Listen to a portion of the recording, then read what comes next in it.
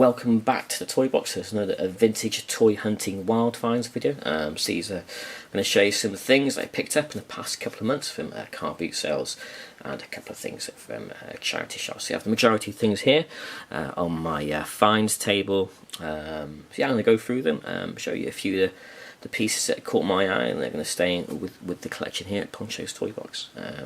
As usual, I don't spend a lot. It's just a bit of fun. Yeah, about the thrill of the hunt, nostalgia, all that sort of thing, you know. Yeah, just 50p's, 20p's, pounds, you know, not a lot spent. It's just a bit of fun. Let's have a look and see what I got. Wild finds, wild finds, wild finds, wild finds, wild finds. Action figures. So we got some Kenner real Ghostbuster cartoon bazooka mini shooters with little monsters in their mouth, and these are called bullets. They're funny looking, cool thing. Collect real Ghostbuster figures when I see them. I don't have these, so I had to have those when I found them. I found them in a box of baby toys, funny enough, right at the very bottom. But yeah, they're £1 for the pair, so they're a good find. Next up we have some mass figures. We've got these here. Got Miles Mayhem, Bruce Sato and Hondo McLean. I forget how much these cost. I think they're about £1 each. I have a little rummage box from a toy seller. But yeah, always pick up mask figures when I see them. They never have masks, unfortunately. But there you go, always nice to add to the collection. Bit of vintage Star Wars. Rarely find vintage Star Wars figures these days at Carboot sales, especially for, you know, cheap prices, because they want stupid amounts of money for a Star Wars figure these days. But I picked this guy up. He was £1 from the same box as the mask figure. So this is Red Snaggletooth, 1978, from the first Star Wars film, New Hope. Vintage Star Wars figures was the main thing that got me into collecting, and I've got a huge collection of vintage Star Wars figures. So I always pick them up if they are cheap. Yeah, these are cool. Glad with that. Wrestler Hasbro, 1990. Well, it's got a 1990 date stamp. It actually came out in 1993. Series 3 Hasbro Wrestler. Scott Steiner. He cost me 50p from a rummage box from a house clearance seller. And finally some G.I. Joe figures. Now normally when I find G.I. Joe figures, they normally have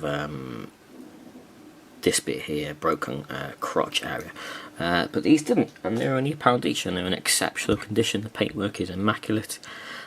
These are from the 1987 series of G.I. Joe figures. Yeah, so this guy's called Worms, missing his antenna, but still got his helmet. Like I say, the paintwork is in exceptional condition. We've got this dude here called Crazy Legs. The screws aren't even rusted. Amazing, immaculate paintwork. Got this purple guy. It's a Techno Viper Cobra. Again, exceptional condition. These are worth £1 every day. Awesome finds.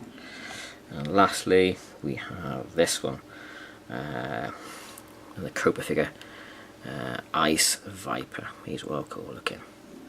Exceptional paintwork again. But yeah, they cost me £1 each, and they were from the same seller I got this Star Wars figure and mask figures from. So they're the action figures. Yeah.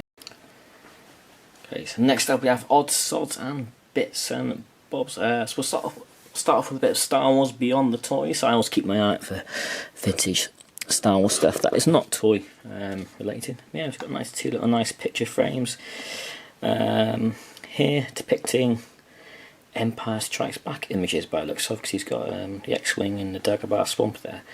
Yeah, they're Empire Strikes Back images, but on Return of the Jedi logo. These are made in 1982.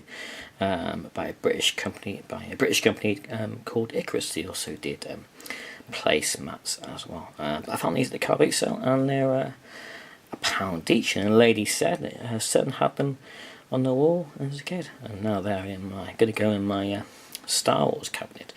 But yeah, they're £1 each. It was nice to see some vintage Star Wars stuff that's out there from the 70s and 80s that isn't necessarily toy related. But yeah, well, cool. Chuff for those pickups.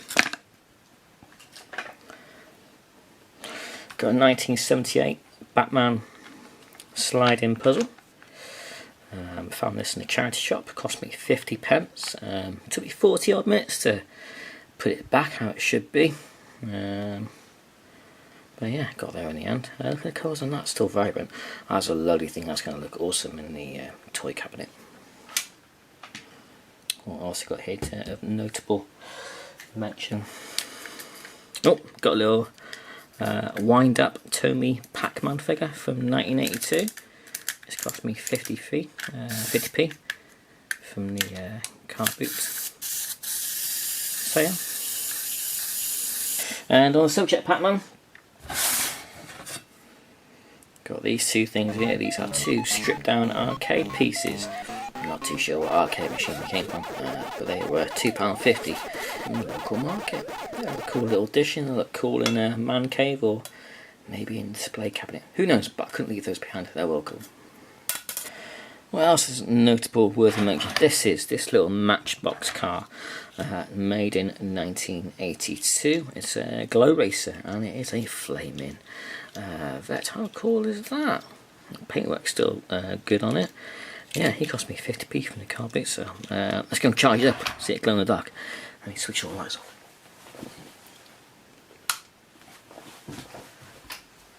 I won't be long, wait there.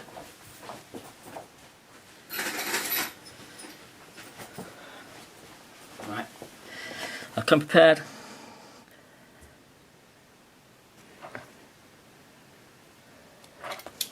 Yeah, got that.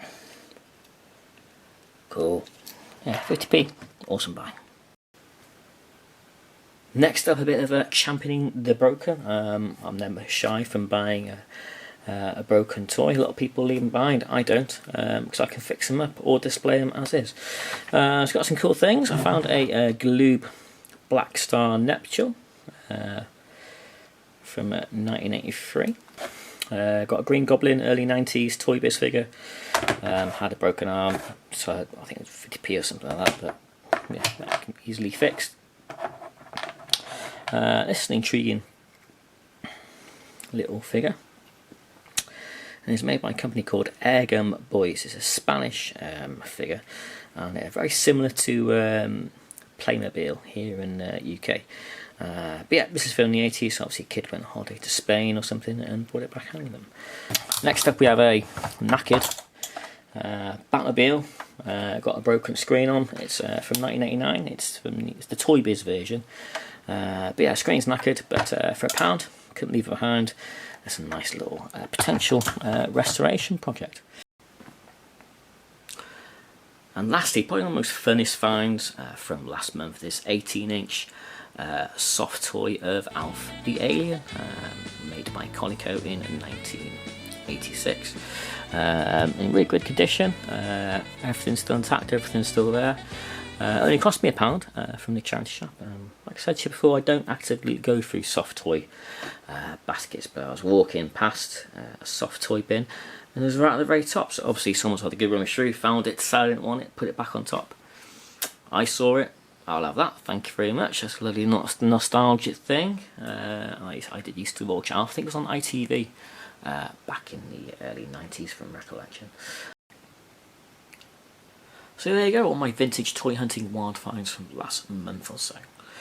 So I hope you enjoyed the video. Click the like button, subscribe to the channel. What was your favourite item that I bought? Let me know in the comments. Anyway, I'll see you in another video. Thanks for watching. Bye bye.